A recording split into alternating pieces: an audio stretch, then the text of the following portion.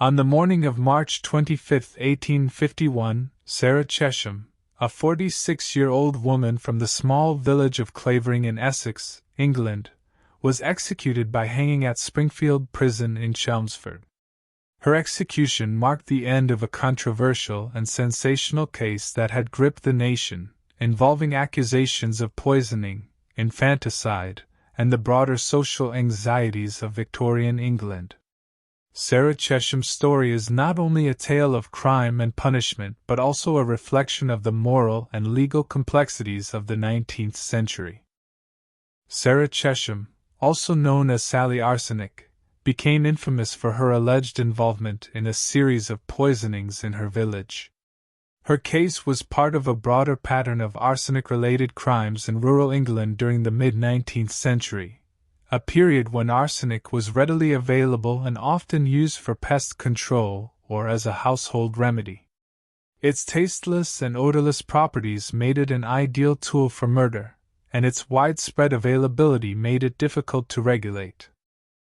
Sarah was accused of poisoning her husband, Richard Chesham, in 1847, as well as her two sons, Joseph and James, in 1845. The deaths of her children had initially been attributed to natural causes, but suspicions arose when her husband also died under mysterious circumstances. The local community began to whisper about her involvement, and her reputation as a poisoner grew.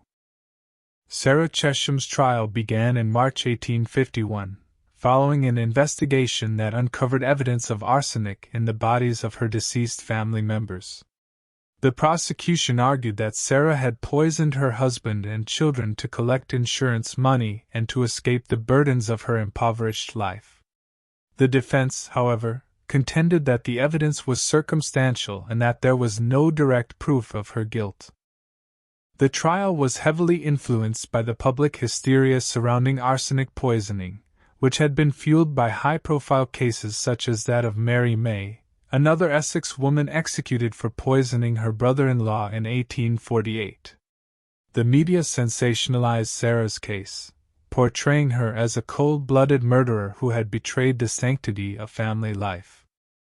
Despite the lack of conclusive evidence, Sarah Chesham was found guilty of murder and sentenced to death. Her conviction was seen by many as a warning to others who might consider using arsenic for criminal purposes. On the morning of March 25, 1851, Sarah Chesham was led to the gallows at Springfield Prison.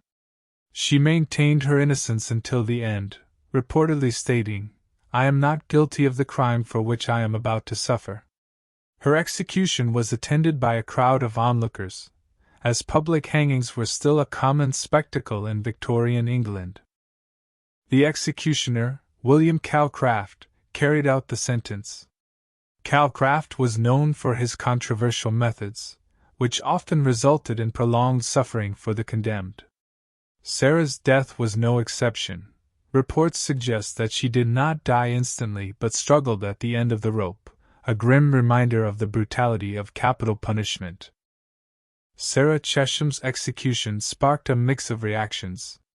While some saw it as a necessary act of justice, others questioned the fairness of her trial and the reliability of the evidence against her. Her case also contributed to growing concerns about the use of arsenic and the need for stricter regulations.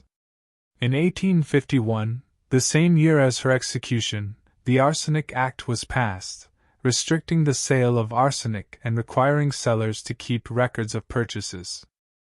In the years following her death, Sarah Chesham's story became a cautionary tale, often cited in discussions about crime, morality, and the legal system. Her case also highlighted the vulnerabilities of women in Victorian society, particularly those living in poverty, who were often scapegoated for crimes that reflected broader social issues.